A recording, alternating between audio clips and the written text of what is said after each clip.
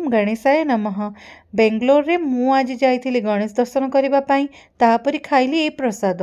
मिठा भात बहुत ही टेस्टी थिला। तापरे हॉल स्थित ओपीसी द्वारा हेउथिबा एई गणेश पूजा को गली आउ एई सब जिनस खाइली। प्रसाद बहुत ही टेस्टी थिला आउ मन शांति ही गला।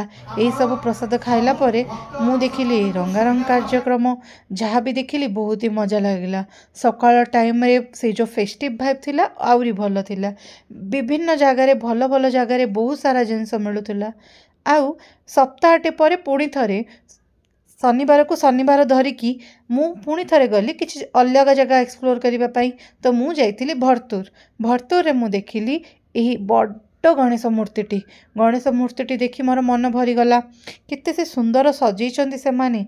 तापरे देखिली भल भाबरे गोटे सांबा राइस रो गोटे पलो बनैछन्ति, बहुत ही टेस्टी थिला। व्यू एंजॉय करी करी मु खाई नेली आउ लॉन्ग ड्राइव रे मु बाहरी पड़ली। बेंगलोर रे जहा कहूच कुह, किंतु जेते भी प्रसाद खाई तार टेस्ट बहुत ही भल आउ बहुत ही क्वालिटी वाला थाए।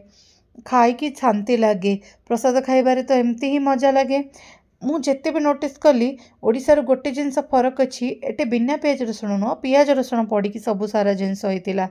बहुत भल जलवायु जो खाइबा को भी सेतिकी मजा आसे। सब जिनस रे झाल जमा हुएनी तो भल लगे। एबे पुणी आ गोटे जगह पुणी थरे सांबा राइस देखिली।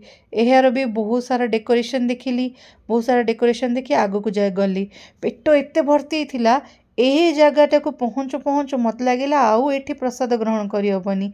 सेतिपई मु एठीरो आरती देखिली आ मन शांति करी घर को फेरी गली।